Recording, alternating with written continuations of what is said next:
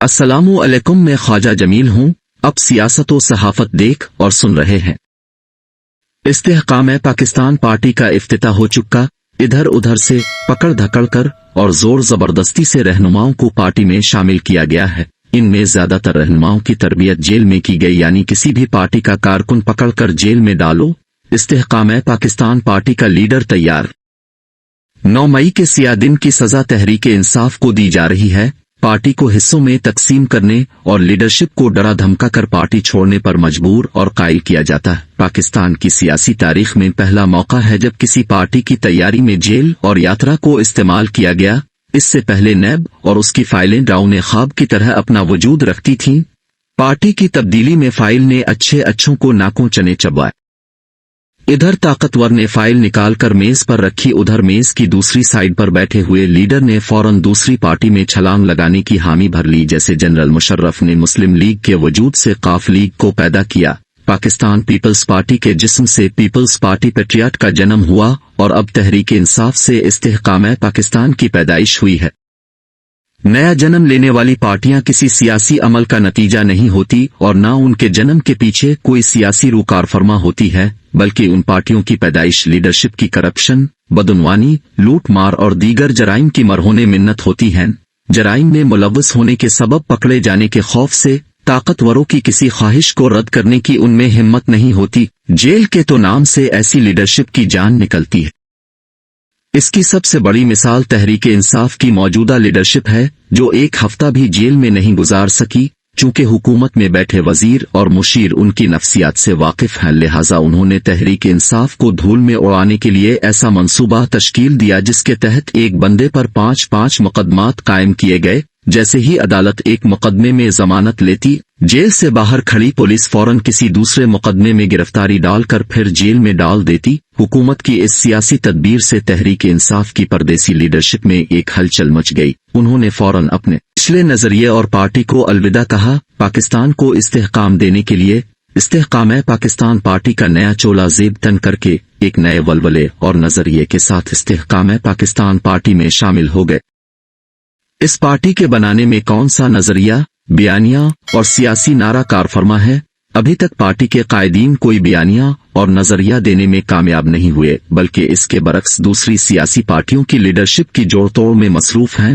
استحکام پاکستان کے روح رواں جہانگیر ترین خود عدالت عظمیٰ کی طرف سے تاحیات نااہلی کی سزا بھگت رہے ہیں۔ اس پارٹی کا منشور کیا ہوگا، بیانیہ کیا ترتیب پائے گا؟ معاشی استحکام کے لیے پارٹی کے پیش نظر کون سی پالیسی ہے؟ سب سے بڑی بات، کیا عوام اس پارٹی کے منشور اور نظریے کو قبولی عام کا شرف بخشیں گے؟ اکتوبر میں ہونے والے الیکشن میں عوام اور ووٹرز کے سامنے کون سی چیز پیش کریں گے جس کا پرچار کرنے سے استحکام پارٹی کو الیکشن میں کامیابی حاصل ہو اور پارلیمان میں خاطر خواہ سیٹیں حاصل ہو جائیں؟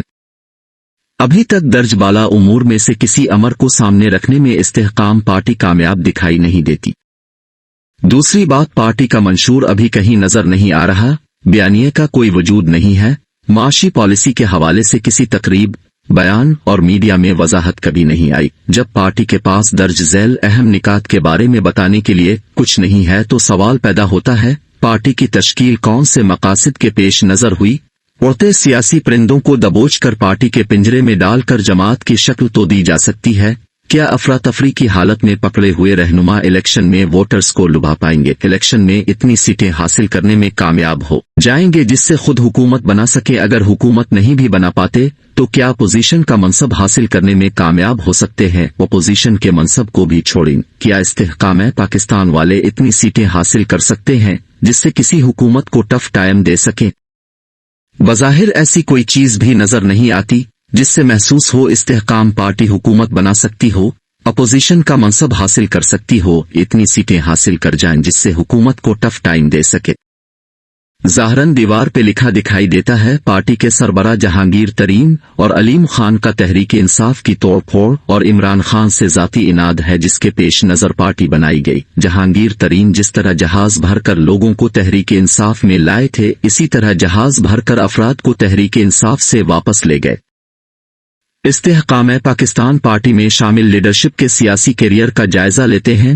کس لیڈر نے اب تک کس جماعت کے تحت الیکشن لڑا اور تحریک انصاف میں کب شمولیت حاصل کی؟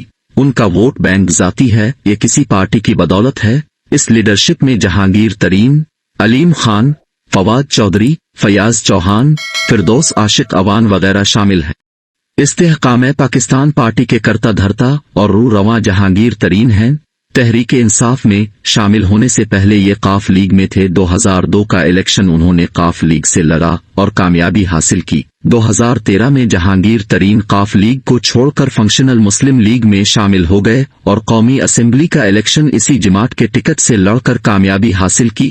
جہانگیر ترین فنکشنل مسلم لیگ کو چھوڑ کر تحریک انصاف میں شامل ہو گئے اور 2013 کا الیکشن پی ٹی آئی کے ٹکٹ سے لڑا مگر قومی اسمبلی کی سیٹ حاصل نہ کر سکے۔ 2015 میں ترین صاحب قومی اسمبلی کا ضمنی الیکشن NA 154 لودھرا سے لڑے اور کامیاب ہو کر پارلیمنٹ میں پہنچے۔ 2017 میں سپریم کورٹ نے آف شور کمپنی ظاہر نہ کرنے پر تاحیات نااہل قرار دیا۔ یوں ان کے سیاسی سفر کا خاتمہ ہوا مگر 2018 کے فروری میں ان کے بیٹے علی ترین نے جہانگیر ترین کی خالی ہونے والی سیٹ پر الیکشن لڑا مگر علی ترین وہ سیٹ جیتنے میں کامیاب نہ ہو سکے۔ علیم خان کی سیاست کو اب دیکھتے ہیں۔ انہوں نے 2002 میں قاف لیگ کے ٹکٹ پر قومی اسمبلی کا الیکشن لڑا مگر کامیاب نہ ہو سکے۔ 2003 میں صوبائی اسمبلی کا ضمنی الیکشن حلقہ 147 لاہور سے لڑا اور کامیابی حاصل کی۔ 2008 کے الیکشن میں علیم خان نے قاف لیگ کے ٹکٹ پر NA 127 اور NA 147 لاہور سے انتخاب لڑا مگر علیم خان دونوں حلقوں سے کامیاب نہ ہو سکے۔ اس کے بعد علیم خان تحریک انصاف میں شامل ہو گئے اور 2015 کے ضمنی الیکشن میں NA 127 سے دوبارہ الیکشن PTI کے ٹکٹ پر لڑا لیکن پھر ہار گئے۔ 2018 کے عام انتخابات میں PTI کے ٹکٹ پر صوبائی الیکشن PP 147 سے لڑا۔ اس دفعہ علیم خان صوبائی اسمبلی کا ممبر بننے میں کامیاب ہوئے۔ اب فواد چودھری کی بات کرتے ہیں۔ چودھری صاحب شاید پارٹی تبدیل کرنے پر شرمندہ تھے کیونکہ نئی پارٹی کی افتتاحی تقریب میں چہرے پر ہاتھ رکھ کر کسی احساس کے تحت سر کو نیچے کر کے بیٹھے تھے۔ بہرحال شرمندگی کا احساس ہونا بھی بڑے پن کی نشانی ہے۔ فواد چودھری نے 2002 میں PP 25 سے آزاد امیدوار کے طور پر الیکشن لڑا مگر کامیاب نہ ہو سکے۔ اس کے بعد فواد چودھری قاف لیگ میں شامل ہو گئے اور 2013 کا الیکشن NA 63 سے لڑا اور ہارے، کامیاب نہ ہو سکے۔ 2013 کے ہی عام انتخابات میں PP 24 جہلم سے آزاد حیثیت سے الیکشن میں حصہ لیا مگر اس دفعہ بھی ناکامی مقدر ٹھہری۔ اس کے بعد وہ تحریک انصاف میں شامل ہو گئے اور 2016 میں ہونے والے ضمنی الیکشن میں PTI کے ٹکٹ پر NA 63 سے انتخاب میں حصہ لیا مگر پھر ہار گئے۔ مسلسل ناکامیوں کے بعد بھی فواد چودھری دل برداشتہ نہ ہوئے۔ انہوں نے 2018 کے عام انتخابات میں دوبارہ NA 63 سے حصہ لیا مگر اس بار کامیابی ان کا مقدر ٹھہری اور وہ اچھے ووٹوں سے کامیاب ہوئے۔ چونکہ فواد چودھری خود کو پنجاب کی وزارت اعلیٰ کا اہل بھی سمجھتے تھے لہٰذا انہوں نے اس مقصد کو سامنے رکھتے ہوئے پنجاب اسمبلی کے حلقہ 27 سے الیکشن میں حصہ لیا اور کامیاب ہوئے مگر پنجاب کے وزیر اعلیٰ کے طور پر کامیاب ہونے کی خواہش پوری نہ ہوئی کیونکہ چیئرمین عمران خان نے وزارت اعلیٰ کے لیے ایک نامعلوم سیاستدان کو وزیر اعلیٰ کے طور پر منتخب کیا جس کو پہلے لوگ نہیں جانتے۔ اس طرح فواد چودھری کی حسرت دل میں ہی رہ گئی، وزارت اعلیٰ کسی اور کے حصے میں آ گئی۔ چودھری فواد نے اپنے کئی ٹی وی پروگراموں میں اپنی اس خواہش کا اظہار بھی کیا تھا۔ ان کا کہنا تھا میں خود کو وزیر اعلیٰ پنجاب کے طور پر اہل سمجھتا ہوں اور امید رکھتا تھا چیئرمین وزیر اعلیٰ پنجاب کے طور پر مجھے منتخب کر سکتے ہیں۔ ناظرین ویڈیو اچھی لگے تو لائک اور شیئر کیجیے۔